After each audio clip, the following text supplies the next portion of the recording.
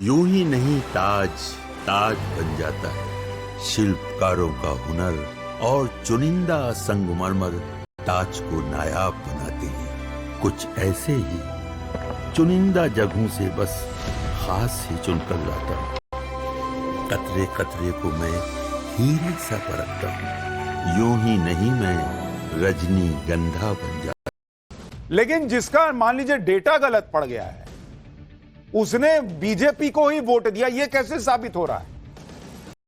लेकिन ये लोग इस बात पर माहौल बना रहे हैं कि किसी वोटर का एड्रेस में अगर मकान नंबर 0 है तो इसका मतलब वोट चोरी हुआ है। लेकिन हमने आपको पाठशाला में रायबरेली का केस खोल के दिखाया था कि वहां पर भी कई वोटर्स के एड्रेस में मकान नंबर 0 है। तो क्या राहुल गांधी वोट चोरी करके रायबरेली में जीते हैं, या सोनिया गांधी इतने सालों से वोट चोरी करके जीत रही थी? हमने जो बात पाठशाला में आपको बताई, उसकी चर्चा पूरे देश में हो रही है। देश की राजनीति में भी इसकी चर्चा गजब है कि आज बीजेपी एक लिस्ट निकाल कर ले आई। उसमें राहुल गांधी की सीट रायबरेली ही नहीं थी, प्रियंका की सीट वायनाड थी, अखिलेश यादव और डिंपल यादव की सीट, सबके आंकड़े उन्होंने रख दिए। बीजेपी कह रही है कि रायबरेली से राहुल गांधी चुनाव जीते। यहां 2,89,000 संदिग्ध वोटर हैं। इसमें से 19,512 वोटर डुप्लीकेट हैं और 71,977 वोटरों के पते फर्जी थे। 92,747 वोटर एक साथ जोड़े गए। बीजेपी कह रही है क्या इसका मतलब राहुल गांधी ने चोरी से चुनाव जीता है? वायनाड से प्रियंका वाड्रा जीती। वायनाड में 93,499 संदिग्ध वोटर हैं, बीजेपी आरोप लगा रही है। इसमें से 20,438 डुप्लीकेट वोटर निकले, 17,450 वोटरों के पते फर्जी पाए गए। तो क्या प्रियंका वाड्रा चोरी करके वोट चुनाव जीती हैं, ये बीजेपी पूछ रही है। कन्नौज से अखिलेश यादव जीते। यहां 2,91,798 संदिग्ध वोटर मिले, 16,163 डुप्लीकेट वोटर हैं, 1,53,919 वोटरों के पते फर्जी हैं। मैनपुरी से डिंपल यादव जीती। यहां 2,55,914 संदिग्ध मतदाता हैं, जिसमें 14,088 डुप्लीकेट वोटर हैं, 1,76,078 फर्जी पते वाले मतदाता हैं। ये बीजेपी आरोप लगा रही है, पूछ रही है कि अखिलेश यादव, डिंपल यादव भी वोट चोरी करके जीते हैं क्या? डायमंड हार्बर से अभिषेक बनर्जी जीते थे। यहां 2,59,779 संदिग्ध वोटर का आरोप लगा रही है बीजेपी। 3,613 डुप्लीकेट वोटर हैं, 1,55,365 वोटरों के पते फर्जी। तमिलनाडु की कोलाधूर सीट से एमके स्टालिन जीते। 19,476 संदिग्ध वोटर मिलने का आरोप है। इसमें 4,379 डुप्लीकेट वोटर हैं, 9,133 मतदाताओं के पते गलत हैं। अगर इन नेताओं की अपनी सीट पर इतने वोटर हैं जिन्हें बीजेपी कह रही है कि राहुल गांधी के एटम बम वाले लॉजिक से वो संदिग्ध हैं, तो क्या राहुल गांधी ये भी कहेंगे कि प्रियंका वाड्रा, अभिषेक बनर्जी, अखिलेश यादव, डिंपल यादव, स्टालिन सब वोट चोरी करके चुनाव जीते हैं क्या?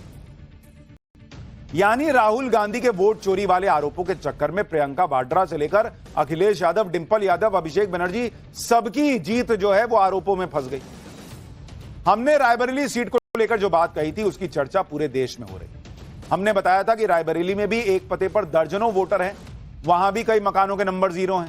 इस खुलासे से देश की राजनीति में हड़कंप मचा हुआ है। सुनिए बीजेपी क्या कह रही है। डुप्लीकेट वोट का देखिए आप, रायबरेली नाम तो सुना होगा आपने, राहुल जी ने भी सुना होगा। रायबरेली में मोहम्मद कैफ खान, बूथ नंबर 83, 151, 218, सब जगह इनका नाम है। नाम सेम है, बस बाप का नाम भी सेम है, लेकिन वोट 3 पोलिंग बूथों पे बना हुआ है, 83, 151, 218 में। 47 वोटर आईडी हाउस नंबर 189 के पोलिंग बूथ 131 पर रजिस्टर हुए हैं। ये रायबरेली में हुए हैं, जो 47 वोटर आईडी। मोहम्मद इस्लाम है, मोहम्मद इरफान है, मोहम्मद कासिम है, फिर साफिया मोहम्मद कासिम है, फकरून निहा है, मोहम्मद कबीर है, श्रीमती फरीदा बानो है, शकील अंसारी है, मोहम्मद अयूब है, सबनम है। ये सारे नाम रायबरेली के हैं। राहुल जी को कभी ये नाम नहीं दिखे, सोनिया जी को कभी ये नाम नहीं दिखे।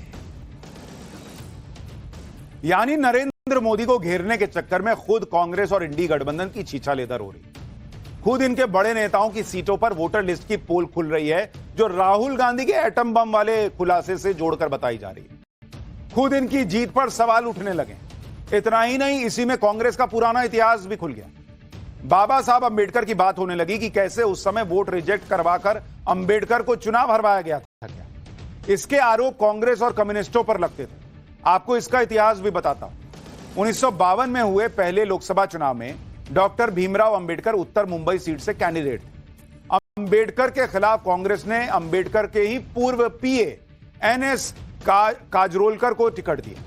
रिकॉर्ड्स के मुताबिक इस चुनाव में 74,333 वोट खारिज हुए। 74,000 से ज्यादा वोट खारिज हुए, जबकि अंबेडकर मात्र 14,561 वोट से चुनाव हारे। अब आप देख रहे हैं 74,000 वोट खारिज हो गया। हार और जीत का मार्जिन कितना? 14,000 वोट, 14,500। अगर वो 74,000 वोट खारिज नहीं होते तो क्या अंबेडकर जीत गए होते? काजरोलकर को 1,38,137 वोट मिले, जबकि बाबा साहब अंबेडकर को 1,23,576 वोट।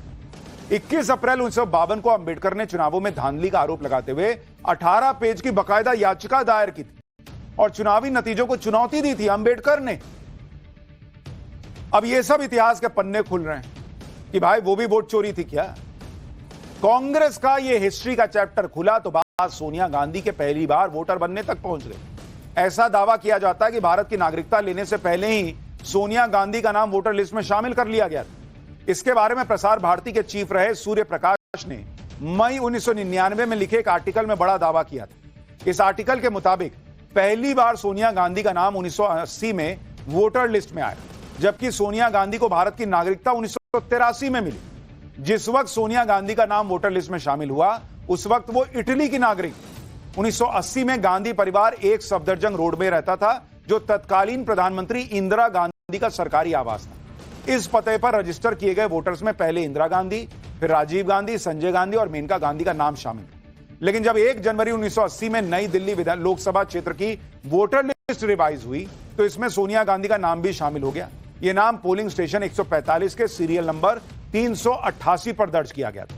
जब भारतीय नागरिक नहीं होने के बावजूद सोनिया गांधी का नाम वोटर लिस्ट में शामिल किए जाने पर बवाल हुआ तो 1982 में सोनिया गांधी का नाम वोटर लिस्ट से हटा दिया गया।